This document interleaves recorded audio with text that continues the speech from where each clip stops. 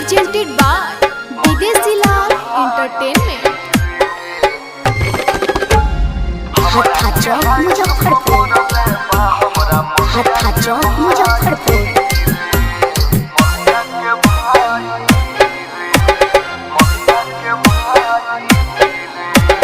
जिला में कोई मिलत नइखे सुनु दवाई रे, जिला में कोई मिलत नइखे सुनु दवाई रे।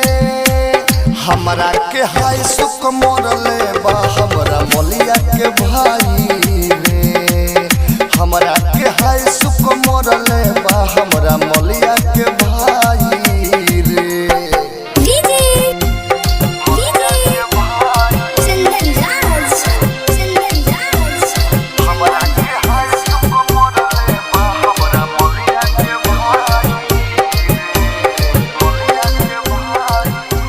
Presented by Videsi Lal Entertainment।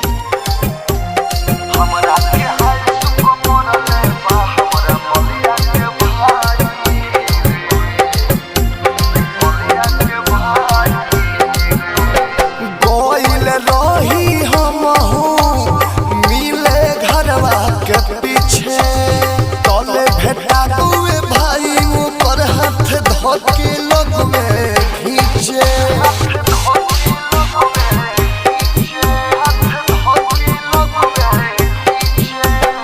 गोइल रही हमहू मिले घरवा के पीछे, तले भेटा दुए भाई ऊपर हाथ धोके लगवे खींचे। हमारा लगे कुछ रहुए ना मुदे हुए पिस्टल सटाई रे, हमारा लगे कुछ रहुए ना मुदे हुए पिस्टल सटाई रे। हमरा के हाय सुख मोरले बा हमरा मोलिया के भाई रे, हमरा के हाय सुख मोरले बा हमरा मोलिया के भाई रे।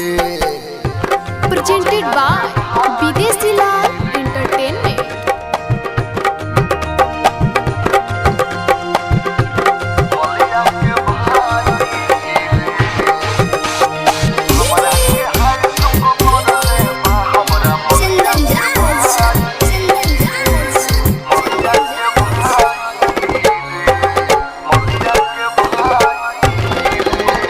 ढेर दिन से रहुए जाना हमनी के लोभ वाला बतिया, का जाने कैसे पता लाग गवे वो दिन के हो रतिया।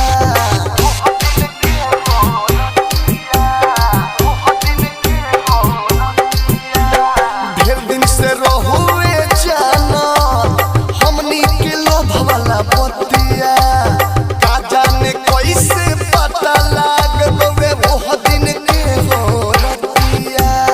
राजू सिंह और यादव विदेशी ले हुमन बचाई रे, राजू सिंह और दुर्गेश पे दौड़ती ले हुमन बचाई रे। हमरा के हाय सुख मोरले बा हमरा मोलिया के भाई रे, हमरा के हाय सुख मोरले बा हमरा मोलिया के भाई रे। जिला में कोई मिलत नइखे सुनु दवाई रे, जिला में कोई मिलत नइखे सुनु दवाई रे। हमरा के हाय सुख मोर